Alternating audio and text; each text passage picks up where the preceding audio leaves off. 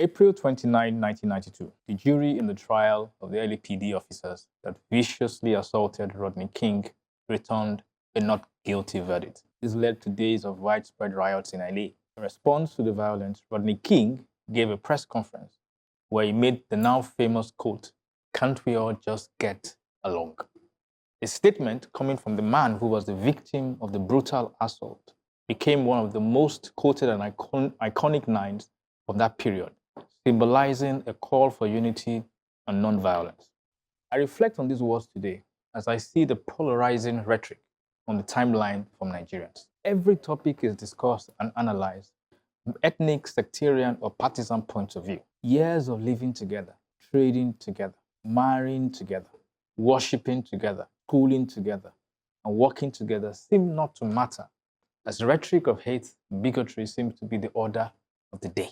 The situation is not helped by technology, as the algorithm seems to ensure that people are nested firmly in a sectarian bubble. We forget that what makes this country great is not just our size, but our diversity, which is why unity in diversity was a fundamental principle in the call for independence by our founding fathers. This is why today I call on all of us, regardless of our tribes and stripes, to forge an agenda for peace and unity. That agenda must include a plan to correct all forms of systemic inequality, the protection of life and properties, and yes, the respect and preservation of indigenous rights and culture. It is a call for all those with influence, from the president to governors, to legislators, to ministers, including their heads, traditional rulers, men and women of the clergy, parents and online influencers, to use their powerful platforms to be agents of peace in words, in tone, and in action. While politicians may think it is in their political interest to divide, we all should know that we have the agency to follow a different path. So just like Rodney King, I make the same appeal. Can't we all just get along? I feel like from the beginning of humanity, from the start of humanity, people generally just don't get along. And for people to get along for whatsoever reason, there has to be unity of purpose. And in Nigeria, we don't have that. We don't have anything unifying us. We have more things that divide us than the, I was about saying than the things that unify, but we literally don't have anything that unify us beyond the fact that we share the same geographical location that was designed by a white man. So again, maybe we should embrace the fact that, I wouldn't say get along, but more like we should be fair and equitable to one another. We don't necessarily have to get along, but as far as we are able to, we're respectful of one another. We also focus on the things that bind us together, because the things that bind us together, they are not particularly things that unify us, because we are together, we are part of a country. So we need to make the country work. So what are the things I need to do? What are the things she needs to do? What are the things you need to do? So as far as we are delivering our bit in making the country better. No, I agree that we don't have anything unifying us. In fact, you mentioned so many: intermarriage, worshiping together, schooling together, living together. If not for those things, I think this country would have been maybe like DRC or worse now, like will have been on fire. So there's actually a lot unifying us. And on a lighter note, I like that you acknowledge our heroes past for preaching unity and diversity. So where do we now get you wrong? It's all when it comes to politics. Because you see, when it comes to politics, whether we like it or not, we're Nigerians, whether you don't say it in public, the Christian clique will say this one is a Christian candidate. The Muslim clique will say this one is a Muslim candidate. The Yoruba will say this. And it is usually fueled by the politicians themselves. All right? Not like coming from the people. But somehow, they get willing listeners. Why? Because a lot of people lack education. Even some of the educated persons are poorly educated. So they cannot get it then. But it gets complicated. We cannot always blame the poorly educated or uneducated. There is a subtle endorsement of this when we have a gentleman agreement of it is 8 years for the South, then to go back 8 years to the North. Subtly, it's still in us, that there is not, and if you look at it, it's only when it comes to politics. Appointments in office, who gets a favor from an MD in an office. But when it comes to price of food in the market, who you will marry, who you hang out with, you know, we are united. The national team, like the football teams, you know, Super Eagles play, everybody is. So I think that politics keeps dividing us. And I don't see it changing anytime soon because, as I said, it's very complicated. It's an amazing advocacy. Thank you for talking about this.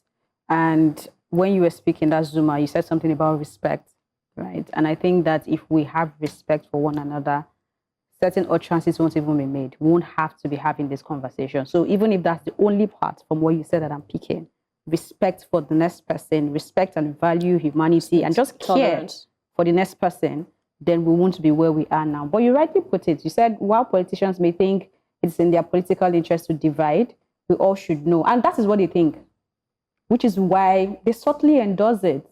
We can recall what happened with the whole Yoruba Ronu conversation.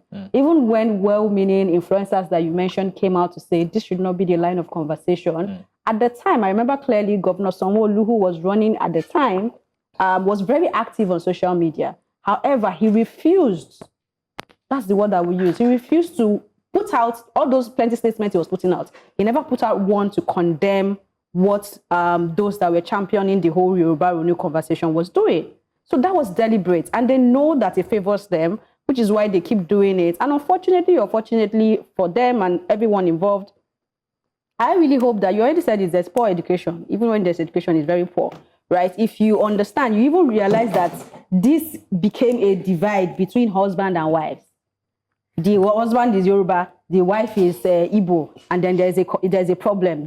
Right now, everybody's beginning to mend fences after the election to say, we cannot break our home because of election, right, or politics. But at the end of the day, that happened, and none of the people that you would regard as the political forerunner at the time was able to come out to, in plain words, not trying to use politics or diplomacy to condemn what has happened. And I like that you have called them out, clearly mentioned everyone. Hopefully they are listening. Hopefully they understand the gravity of what they are doing, because a lot more actually brings us together than they are trying to divide us. And that is why we are still standing. Well, I like the powerful parallel. It's a powerful parallel, Rodney King's 1992, appeal with what you're putting forth today. Nigeria has basic fault lines, ethnic, religious, and partisan. And what we all have been doing is reinforcing these fault lines, and is not helping us. Diversity is a strength. But we're not exploiting, that strength. And algorithms, just as you've said, is amplifying the tone and agency and reinforcing echo chambers. So we need to reframe diversity as an asset rather than a burden. We need to talk to our political and religious elites, because they're also reinforcing these fault lines and promoting this diversity as a burden narrative that we have. What I need for us to do as a collective at the table today is to look at how do we bridge this divide, to move from exhortation that your advocacy gives to a roadmap, to say to the National Orientation Agency that, you know what, this is, this is a challenge. I like the man at the National Orientation Agency now, because at least he's proactive. So, You're seeing that he's making, unlike the passivity of past administrators of National Orientation Agency. I mean, why do we have that agency if we cannot utilize it for a time like this? So I think moving forward, creating a roadmap starts with tasking the National Orientation Agency to see how we can begin to mend maps, how we can use our diversity as a strength, how we can go back to Western region, Eastern region, Northern region, the Central, and, work pull ourselves up from there and then come together as we do in football and put a front to say we are Nigerians. This connects with your advocacy when you were talking about responsible content, where we all sit down and look at, okay, what are we churning out? Sometimes when you look at what is coming out from on the timeline, from very influential voices, Exactly. you get scared that, look, I mean, do we really want a country? And I think that we all must balance, like I said, freedom with responsibility. That's right. We have a responsibility to change the rhetoric, to calm down what we see online, and ensure that we have a country where our children doesn't have to look at the surname of the people they engage with to be able to engage. That's the country we want.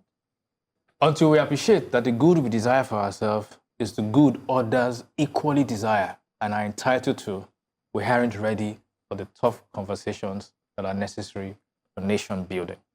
I take it you are ready since you've joined us at the table.